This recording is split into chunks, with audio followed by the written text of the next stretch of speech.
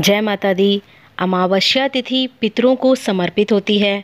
अमावस्या तिथि पर जो भी आपके पितर नाराज हो गए हैं, आपसे रुष्ट हो गए हैं, उनको मनाया जाता है, जिससे पितृदोष भी खत्म होता है।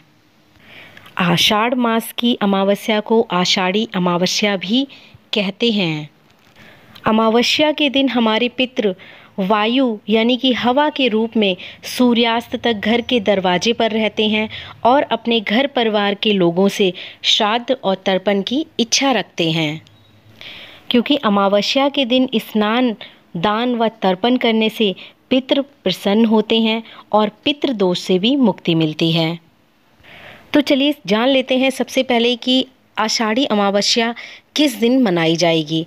अमावस्या तिथि की जो शुरुआत है वो पंचांग के अनुसार 17 जून की सुबह 9:11 से हो जाएगी और अगले दिन 18 जून को 10:06 पर ये तिथि समाप्त होगी। जैसा कि अमावस्या के दिन सूर्य उदय होने से पहले स्नान किया जाता है, ऐसे में 18 जून को आपको उदया तिथि मिल रही है, जिसमें अमावस्या का स्नान और दान किया जाएगा। तो ऐसे में 18 जून दिन रविवार को ही आषाढ़ी अमावस्या मनाई जाएगी। शास्त्रों में पूर्णिमा की तरह ही अमावस्या पर भी स्नान और दान को बहुत ही महत्वपूर्ण माना जाता है।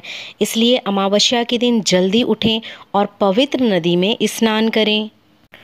स्नान करने का जो शुभ समय होगा वो सुबह 4:03 से और सुबह के 4:43 तक रहेगा।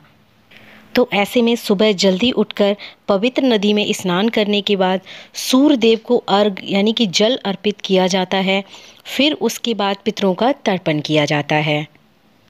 आषाढ़ अमावस्या के दिन पितरों की पूजा का जो शुभ समय है वो 11 बजे से लेकर दोपहर 2:30 तक है। इस समय में आपको पितरों को श्राद्ध, पिंडदान और तर्पण आदि करना चाहिए।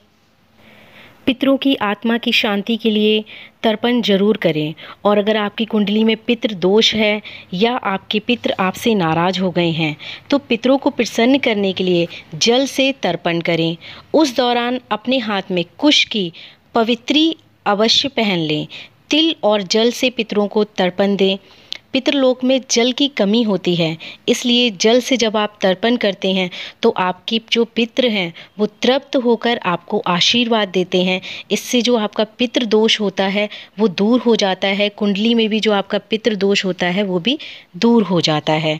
अमावस्या के दिन पीपल की पेड़ की पूजा की जाती है और उसकी जड़ में जल अर्पित करते हैं, जिससे सभी देवी देवताओं का आशीर्वाद भी आपको प्राप्त होता है। अमावस्या के दिन घर में ब्राह्मणों को भोजन कराना बहुत ही शुभ माना जाता है और उनको श्रद्धा अनुसार दान भी देना चाहिए। इससे पितृ पूजा करने से आयु में भी आपकी वृद्धि होती है और परिवार में भी सुख समृद्धि बनी रहती है।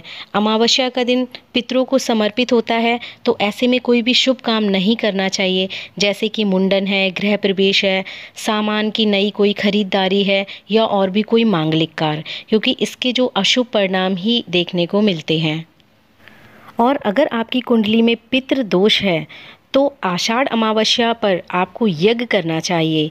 इससे आपको पितृ ऋण से मुक्ति मिलती है और आपके पितर आपसे प्रसन्न होते हैं, जिससे कि आपके ऊपर जो भी पितृ दोष है वो भी खत्म हो जाता है।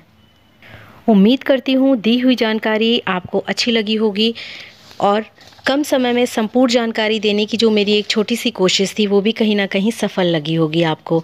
तो अगर अभी तक आपने मेरे चैनल को सब्सक्राइब नहीं किया है तो जल्दी से सब्सक्राइब कर लीजिए। आपको एक बेल दिख रही होगी, उसको दबाने के बाद आप ऑल पे सेट कर लेना है, जिससे कि जो भी नई वीडियो चैनल पे आएगी उसकी जानकारी समय से आप तक पहुँच सकेगी। और वीडियो को एक लाइक अवश्य दीजिएगा, साथ ही में कमेंट बॉक्स में लिखिएगा Har Har Mahadev. Thanks for watching this video. जय माता दी। हर हर महादेव।